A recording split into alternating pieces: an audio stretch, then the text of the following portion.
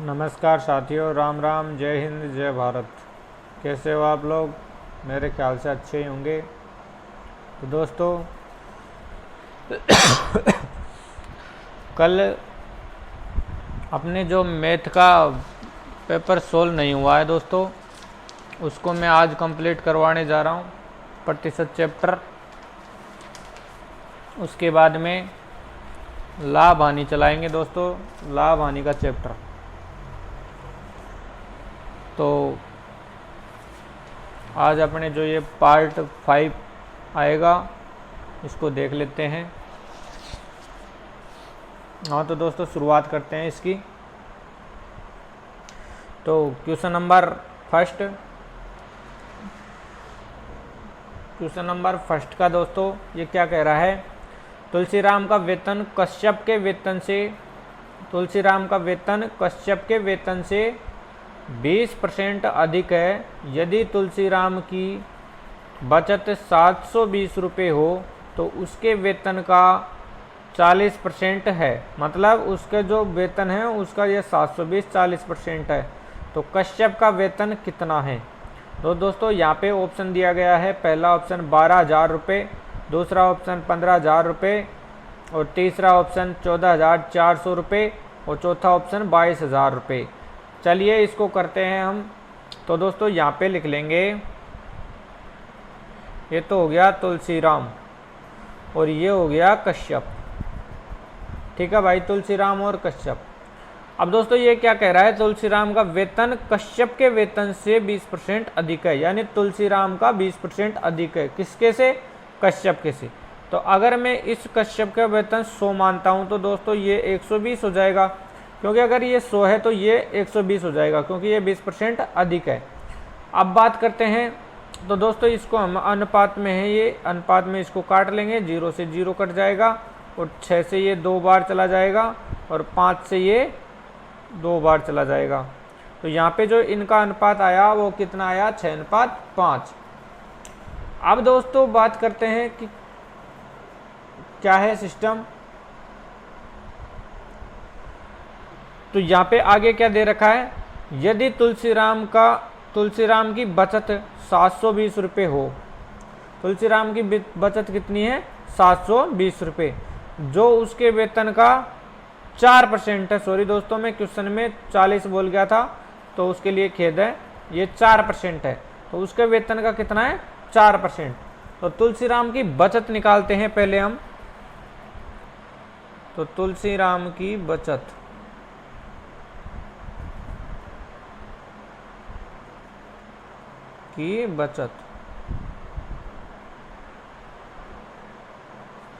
तुलसीराम की बचत कितनी हो जाएगी दोस्तों? ये हो जाएगी 720। वेतन का कितना है? ये 4%, मतलब उसका जो भी वेतन है उसका 4% है वो। ठीक है, तो अब इसका 4 मतलब इसका वेतन निकालेंगे। तो दोस्तों ये आ जाएगा, मतलब इसका कितना भी वेतन है उसका हमको पता नहीं है, तो ये गुणा में 4/100 बराबर 720।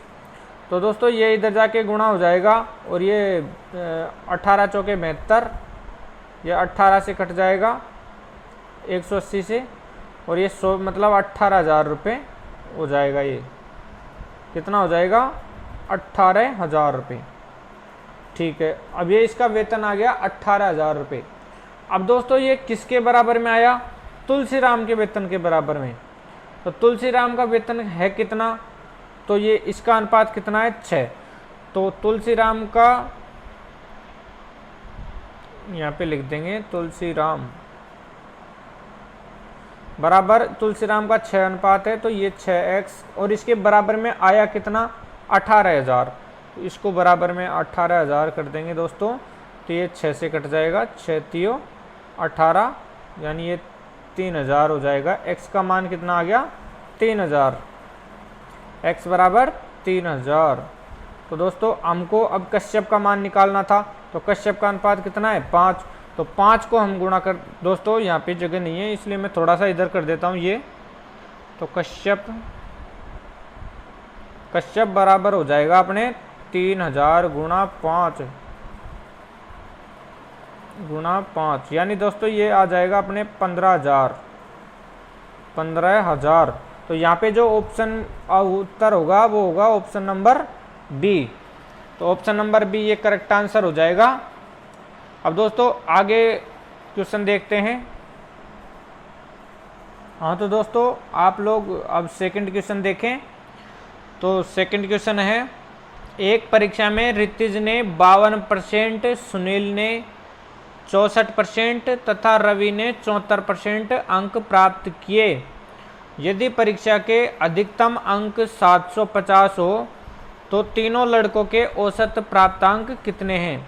अब दोस्तों औसत प्राप्तांक पूछ रहा है ये, तो औसत हम जानते हैं कि राशियों का योग बटा राशियों की संख्या। तो दोस्तों अभी इसको देखो कैसे करना है। तो पूर्णांक पहले देख लो, पूर्णांक कितने का दिया हुआ है। तो पूर्णांक दिया हुआ है 750 पूर्णांक दिया हुआ है। अब क्या करना है, तो पहले हम कर देंगे इन सबको जोड़ लेंगे। तो ऋतिज यानी परसेंट को जोड़ लेंगे। तो ऋतिज का कितना है 52%, तो 52 और फिर इसके बाद में है सुनील का 64,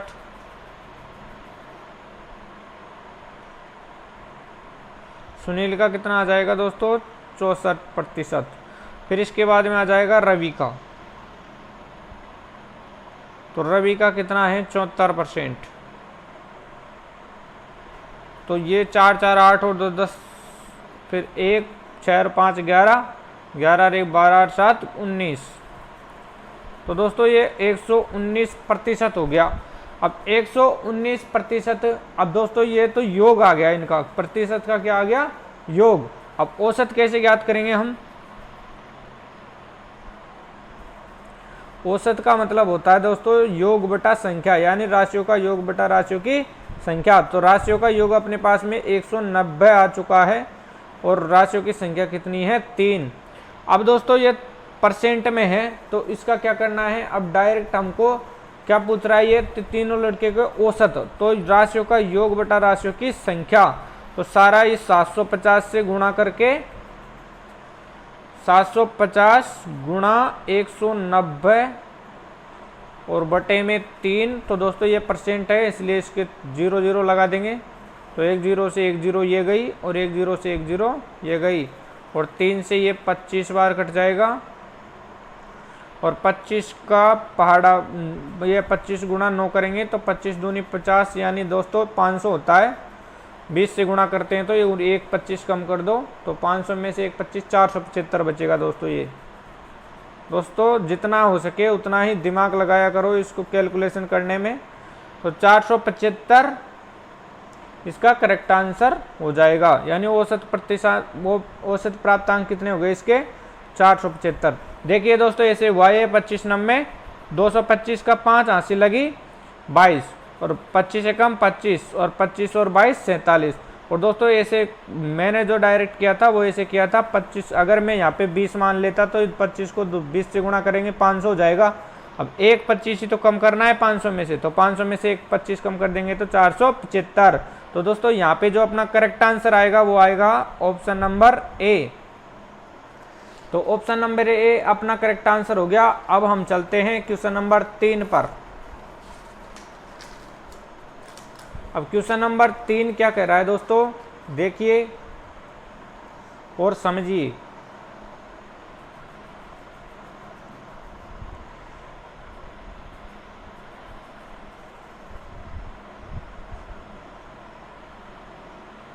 चलिए दोस्तों क्वेश्चन नंबर 3 को देखते हैं।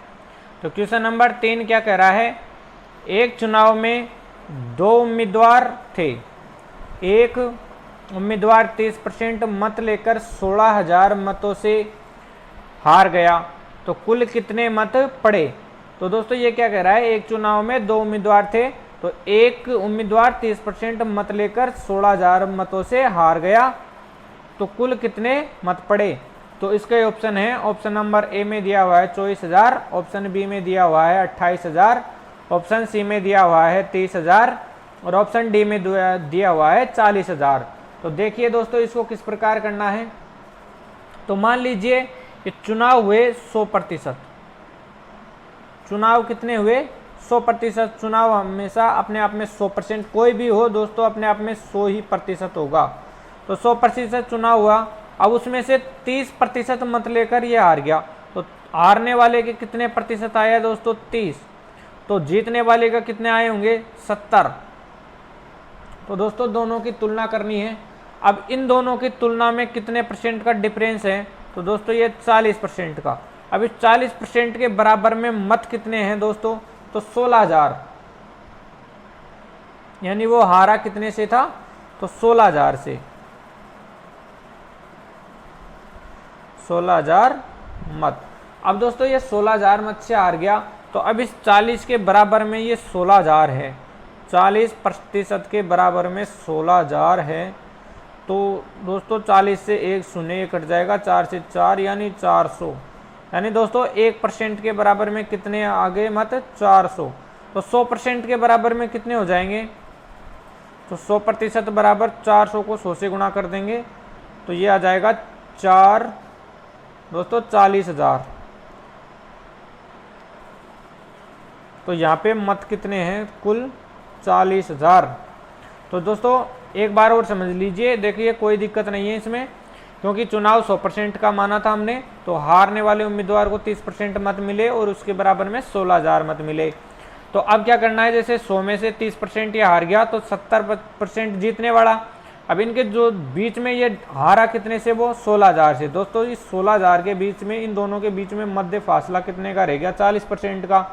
अब 40% के बराबर में 16,000 है, तो 1% के बराबर में कितने हो गए 400। तो दोस्तों 1% के बराबर में 400 है, तो 100% के बराबर में कितने हो जाएंगे 40,000 मत। तो दोस्तों कुल कितने पड़े थे, तो 40,000 पड़े थे। इसका मतलब हमारा option number D correct answer हो जाएगा। चलिए क्वेश्चन नंबर 4 को देख लेते हैं। तो क्वेश्चन नंबर 4 क्या है दोस्तों, देखिए एक चुनाव में 2 उम्मीदवार थे, इसमें कुल 7500 मत पड़े। इन मतों में से 20% मतों को अवैध घोषित कर दिया गया। तो यदि एक उम्मीदवार को वैध मतों के 55% मत मिले हो, तो दूसरे उम्मीदवार को कितने वैध मत मिले। तो दोस्तों ऑप्शन नंबर ए में 2700, बी ऑप्शन में 2900, सी ऑप्शन में 3000 और डी ऑप्शन में 3100। तो देखिए अब इसको करना क्या है, तो चुना, अब यहां से देखो दोस्तों इसमें 20% मत तो पड़े ही नहीं थे, मतलब अवैध घोषित कर दिए गए 20%। तो दोस्तों चुनाव में अवैध कितने हुए,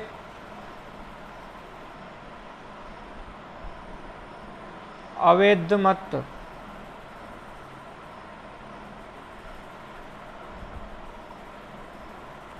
ये हो गए दोस्तों 20%। अब 20% अवैध मत है, तो कुल मत कितने पड़े, तो कुल मत पड़े 7500। तो कुल मत हो गए 7500, ठीक है। अब कुल मत 7500 हो गए, तो दोस्तों अब ये अवैध मत तो 20 हो गए और कुल अपने आप में कितने होते हैं 100। तो दोस्तों 100 में से ये 20 कम कर देंगे, तो मत कितने पड़े थे, मतलब 80%। अब 80% मत पड़े दोस्तों, तो 80% में अब यहाँ पे ये वैध मत कितने हो जाएंगे, इसको काउंट कर लेते हैं पहले। वैध मत बराबर 7500 गुणा 80/100। तो दोस्तों ये 0 से 0 गई, 0 से 0 गई, तो ये हो जाएंगे 8 पंजे 40, 40 का 0 और 8 7 56 और 4 60, यानी 6000। तो दोस्तों कुल मत कितने पड़े थे 6000। अब 6000 में ये क्या कह रहा है कि यदि एक उम्मीदवार को वैध मतों के 55% मत मिले हो, तो दोस्तों इस 6000 के 2 टुकड़े करने होंगे, क्योंकि एक को 55% मिले, तो दोस्तों 100 में से ये अपने आप में 100 हो जाएगा दोस्तों ये। तो 100 में से अगर 55 इसको मिले, तो 45 किसको मिले, इसको, क्योंकि ये 6000 कंप्लीट हम 100% मानेंगे इसको। अब दोस्तों ये सेकंड जो उम्मीदवार था, तो उसके अब 55% तो इसको मिल गए, तो 45% के बराबर में कितने हो जाएंगे? तो सेकंड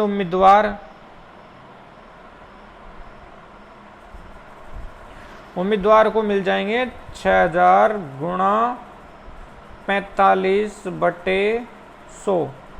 तो दोस्तों अब इसको अच्छी तरीके से काट लीजिए, 2 जीरो से 2 जीरो गई और ये हो जाएगा 0 ऐसे आ जाएगा, और 6 पंजे का 30, 3 6 चौके 24 से 3 27, यानी 2700 मत मिले दोस्तों। सेकंड उम्मीदवार को कितने मिले?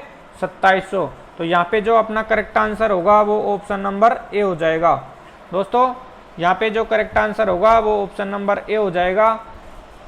अगर आपको समझ में ना आए तो आप बिल्कुल वापस कमेंट कर सकते हो। इस प्रकार आपको कोई किसी भी प्रकार की दिक्कत नहीं आएगी। तो दोस्तों लेकिन दोस्तों एक काम जरूर किया करो, आप वीडियो देखते हो तो दोस्तों लाइक भी कर दिया करो यार। आपके लिए मैं इतना करता हूं तो आपको भी कुछ, आपको कोई मैं रिश्वत नहीं मांग रहा, कोई धन नहीं मांग रहा आपसे, केवल लाइक करिए। और दोस्तों पढ़ाई ज़रूरी है, क्योंकि अब रेलवे की एग्ज़ाम आने वाली है और पटवारी की डेट आ चुकी है। तो आप लोग मैथ, रीजनिंग और जीके साइंस सबकी पढ़ाई करें दोस्तों।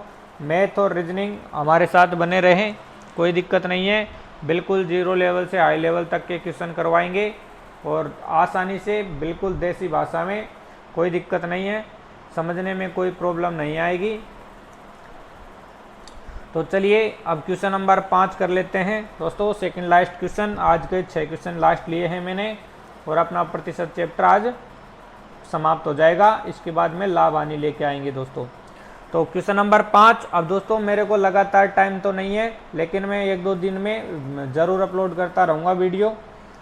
तो क्वेश्चन नंबर 5 को देखते हैं। एक मकान का मूल्य 5 लाख रुपए, एक मकान का मूल्य कितना है? 5 लाख रुपए, तथा इसके मूल्य में 10% प्रतिवर्ष कमी आती है, तो कितने वर्ष में इसका मूल्य 3,64,500 रुपये हो जाएगा? तो दोस्तों ये ऐसे कह रहा है कि एक मकान का मूल्य कितना है? 5 लाख रुपए, तथा इसके मूल्य में 10% की प्रतिवर्ष कमी आती है, तो कितने वर्ष में इसका मूल्य जो घटेगा वो कितना हो जाएगा? 3,64,500 रुपये। तो दोस्तों अब देख लेते हैं हम। तो ऑप्शन दिए हुए हैं 3 वर्ष, प्रथम ऑप्शन है 3 वर्ष, बी ऑप्शन में 4 वर्ष, सी ऑप्शन में 5 वर्ष और डी ऑप्शन में 6 वर्ष। तो देखिए अब आप लोग इसको करना कैसे हैं, कि ऐसे समझिए आप कि ये 5 लाख का 10% कमी हो जाती है। तो दोस्तों ये 5 लाख की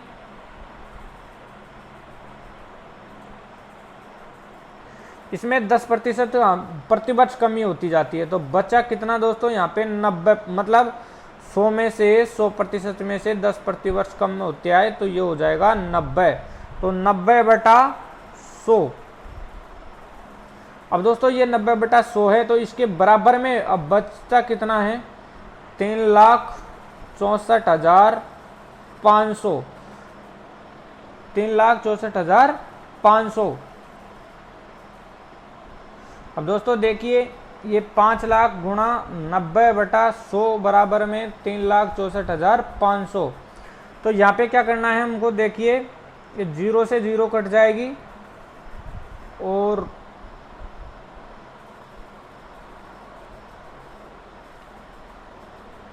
यहाँ पे क्या आएगा दोस्तों? इस 0 से ये 0 कट जाएगी, और ये बराबर बराबर में है तो बराबर वाले इधर कट सकते हैं दोस्तों। तो 2 0 से 2 0 काट दीजिए आप, तो ये अपने पास में क्या आ जाएगा? अब 5,000 तो इधर बच जाएगा, और ये 3645 इधर बच जाएगा।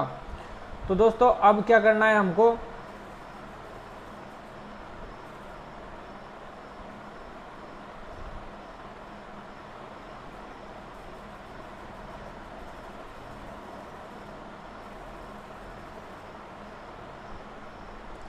दोस्तों इस शून्य को मत काटिए आप, क्योंकि 9/10 हमको रखने हैं। तो एक जीरो से ये जीरो गई और 2 जीरो से 2 जीरो काटी हमने, तो हमने कितना बचाया, मतलब यहाँ पे क्या हो रहा है यार दोस्तों, फ्लैश ज़्यादा मार रहा है, ये आपको दिखाई नहीं दे रहा होगा। चलिए अब सही है, कोई दिक्कत नहीं है। अब तो यहाँ देखिए, अब ये 9/10 9/10 और दोस्तों इसके बराबर में यहाँ पे कितना आएगा, मतलब 36 45 बटे 5000, कितना रह जाएगा ये 5000। तो दोस्तों अब अगर मैं इसको 5 से काटूंगा,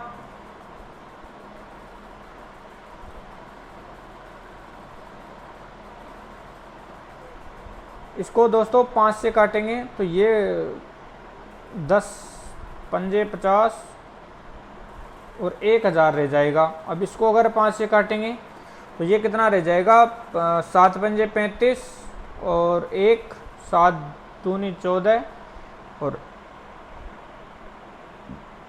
फिर दोस्तों ये कितना बचेगा 5, यानी 9 पंजे 45। ये दोस्तों 729 बार कटेगा, तो 729 बटे ये कितना हो जाएगा 1000। अब 729 बटे 1000। तो दोस्तों अब यहाँ पे कितना क्या करें जब ये बराबर में 729 आए।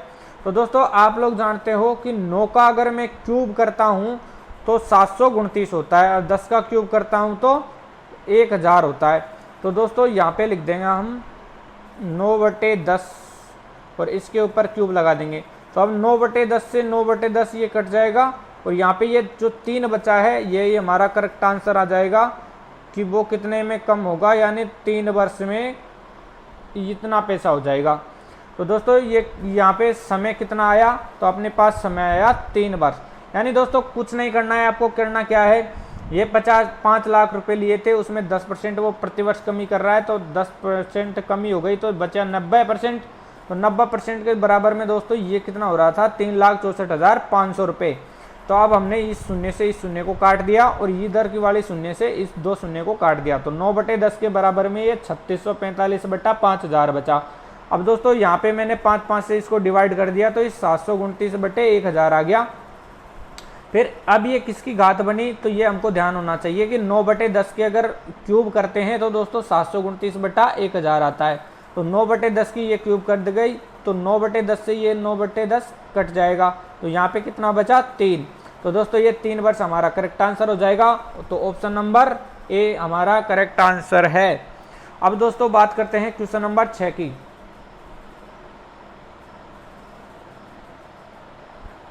तो क्वेश्चन नंबर 6 क्या कह रहा है, चलिए। तो ये कह रहा है कि एक कार्यालय में 72% कर्मचारी, दोस्तों आज फ्लैश ज़्यादा मार रहा है ये कुछ, तो एक कार्यालय में 72% कर्मचारी चाय पीते हैं तथा 44% कॉफ़ी पीते हैं। यदि कर्मचारी चाय अथवा कॉफ़ी अवश्य पीता हो तथा 40 कर्मचारी चाय तथा कॉफ़ी दोनों पीते हैं, तो इस कार्यालय में कुल कितने कर्मचारी हैं। दोस्तों ये कर्मचारियों की संख्या पूछ रहा है, हमको बताना है।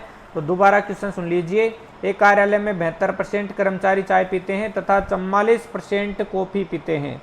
दोस्तों यदि प्रत्येक कर्मचारी चाय अथवा कॉफ़ी अवश्य पीता हो, यानी जरूरी है कि चाय अथवा कॉफ़ी कोई भी कुछ भी पी सकता है, लेकिन प्रत्येक कर्मचारी पीते हैं, तथा 40 कर्मचारी चाय तथा कॉफ़ी दोनों ही पीते हैं, तो इस कार्यालय में कुल कितने कर्मचारी हैं। तो ऑप्शन ए में हो जाएगा 200, ऑप्शन बी में 240 और ऑप्शन सी में 250 और ऑप्शन डी में 320।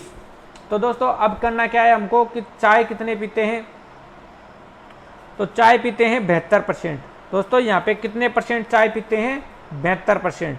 तो चाय के परसेंट निकाल लेंगे पहले चाय, तो चाय कितने पियेंगे 72%। अगर चाय पीते हैं तो 44% कॉफ़ी पीते हैं, तो कॉफ़ी हो जाएगी कितनी 44%। तो ये 44% क्या हो गई कॉफ़ी। अब दोनों अगर ये दोनों की बात कर रहा है यहाँ पे, तो मतलब दोनों चीज़ें दोनों कॉफ़ी और चाय पीने वाले दोस्तों कर्मचारी कितने हैं 40, सॉरी ये 40 कर्मचारी हैं जो दोनों ही पीते हैं। अब दोस्तों यहाँ पे अगर बात करें हम कि ये दोनों मिला के कितने हो रहे हैं, तो दोनों मिला के ये हो जाएगा दोस्तों 116 दोस्तों, 70 और 40 110, 4 और 2 6, तो ये हो जाएगा 116%। यानी दोनों अगर दोनों काउंटिंग करें चाय और कॉफ़ी के, तो ये हो जाएगा 116। और इसके बराबर में यहाँ पे कितने कर्मचारी हैं, 40। तो दोस्तों अब ये 100% से कितना अधिक है दोस्तों, तो ये 16% अधिक है। यानी 116 में से अगर मैं 100% कम कर दूंगा तो यहाँ पे बचेगा 16%। और 16% के बराबर में कर्मचारी कितने हैं इधर, तो कर्मचारी हैं दोस्तों 40। तो 4 से ये कट जाएगा और 4 से ये 10 बार कट जाएगा। तो दोस्तों ये हो जाएगा हमारे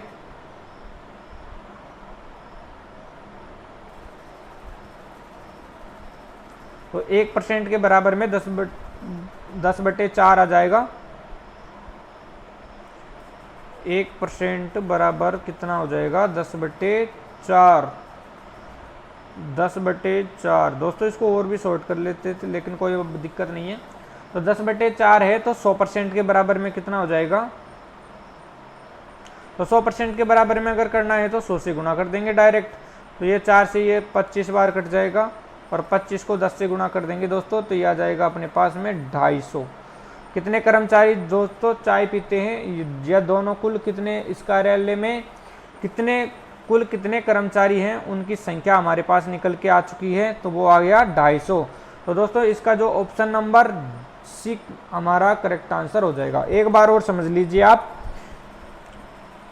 कि एक कार्यालय में 72% कर्मचारी चाय पीते हैं दोस्तों, तो तथा 44% कॉफ़ी पीते हैं। यदि प्रत्येक कर्मचारी चाय अथवा कॉफ़ी अवश्य पीता हो तथा 40 कर्मचारी चाय तथा कॉफ़ी दोनों ही पीते हैं, तो इस कार्यालय में कुल कितने कर्मचारी हैं। तो भैया कुछ तो पीते हैं चाय और कुछ पीते हैं कॉफ़ी, अब और कुछ दोनों भी पीते हैं, क्योंकि कोई कोई का स्वाद अलग अलग होता है तो दोनों पीने का भी मन करता है।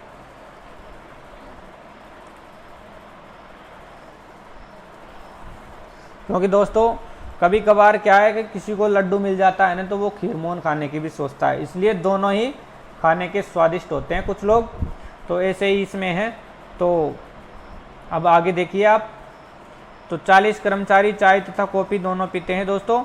तो अब इस कार्यालय में कुल कितने कर्मचारी हैं, तो हमने क्या किया, चाय कितने पीते हैं 72% और कॉफ़ी कितने पीते हैं 44%। अब दोनों कर्मचारी 40 हैं जो चाय और कॉफ़ी दोनों ही पीते हैं, लेकिन यहाँ पे अगर दोनों की बात करें तो दोनों कितना हो रहा है 116%। अब दोस्तों ये 100% से कितना अधिक हो रहा है, तो 100% से 16% अधिक हो रहा है। अब उस 16% के अधिक के बराबर में कर्मचारी कितने हैं दोस्तों 40। तो ये मैंने इसको काट दिया, 4 चौके 16 और 10 चौके 40, तो ये 10/4 आ गया। तो ये तो 1% के बराबर में आया 10/4। अब दोस्तों यहाँ 100% की बात करेंगे तो 100 से गुणा कर देंगे हम, तो 10/4 गुणा 100 कर दिया, तो 4 से ये 100 25 बार कट जाएगा, 25 गुणा 10 किया तो ये 250 अपने पास आ चुके हैं। तो दोस्तों 250 कर्मचारी यहाँ पे हो चुके हैं। तो आज का हमारा सेशन समाप्त होता है। और दोस्तों आप लोग बिल्कुल बराबर मेरे साथ बने रहें, और अगर किसी प्रकार की आपको दिक्कत आती है तो आप बेशक बेझिझक कमेंट कर सकते हो, आपके क्वेश्चन का ज़रूर आंसर दिया जाएगा। लेकिन मेरे दोस्तों आपसे मेरे यही गुजारिश है कि आप लोग जब भी वीडियो तो देखते हो लेकिन कम देखते हो यार, ऐसे मत करो कि वीडियो को देखिए आप लोग, और अगर कोई दिक्कत आ रही है तो तब वो बताओ मेरे को, तो उसका सॉल्यूशन करेंगे। लेकिन वीडियो देखें और आप लोग वीडियो को ज़रूर लाइक करके जाए, ऐसा नहीं कि देख के और भग जाए, ऐसे मत भगा करो यारो, लाइक किया करो और बिल्कुल मेरे साथ बने रहें। क्योंकि किसी ने कहा था कि शिक्षा वो शेरनी का दूध है जो जितना पीता है जितना ही दहाड़ता है, तो बिल्कुल आप दूध को ज़रूर पीजिए और दहाड़िए। तो दोस्तों अब मेरा कहने का मतलब ये है कि एग्ज़ाम सिर पे आ चुकी है और बराबर तैयारी जारी रखें और आप लोग सफलता ज़रूर पाइए।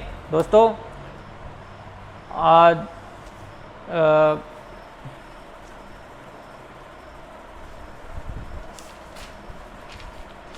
दोस्तों हमारे घर वाले हमारे लिए कुछ सपने देखते हैं तो उन सपनों को ज़रूर साकार करना चाहिए।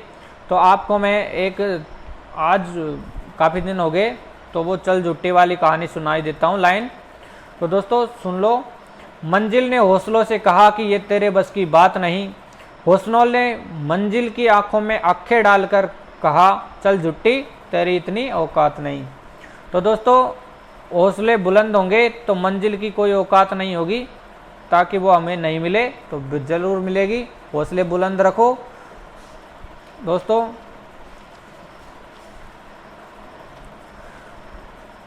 दोस्तों हमारे माँ बाप बिल्कुल हमारे लिए सपने देखते हैं कुछ, तो उनके सपने पूरे करना भी हमारी जिम्मेदारी बनती है। तो दोस्तों जो भी अपने माता पिता को सबको मानते हो तो आप लोग बिल्कुल बेफिक्र होकर पढ़ाई करें और आपको ज़रूर सफलता मिलेगी। दोस्तों आपके साथ साथ मेरे को भी सफलता मिलेगी, क्योंकि मैं भी आपके बीच से हूँ। तो बिल्कुल आप जैसा मतलब आपके समान ही मैं हूँ, कोई छोटे बड़े वाली बात ही नहीं है, क्योंकि आप हो जाए मैं हूँ। तो मेरा आपसे यही कहना है कि आप लोग पढ़ाई ज़रूर दोस्तों कहीं भी पढ़े आप, मैं ऐसे नहीं कहता कि मेरा ही पढ़ो, लेकिन यारो थोड़ा सा बस यही रिक्वेस्ट है कि आप लोग देख लिया ज़रूर करो, लाइक कर दिया करो। चाहे अब पढ़ो आप किसी से भी, कोई दिक्कत नहीं है मेरे को उससे। आपको जहाँ पे अच्छा लगे वही काम करो, लेकिन काम वो करना है जो सबको ही अच्छा लगे। ऐसा नहीं आपके मन को राज़ी करने से कुछ नहीं होगा दोस्तों। हम हमारे मन को राज़ी करके दूसरे को अगर मन दुखा दिया तो वो कोई जीने में जीना नहीं है। तो अब आज थोड़ा ज़्यादा हो गया, तो दोस्तों यहीं पे हम हमारी बात को समाप्त करते हैं। दोस्तों धन्यवाद। अगर कोई इस प्रकार की त्रुटि हो तो माफ़ करना। तो धन्यवाद। राम राम, जय हिंद, जय भारत।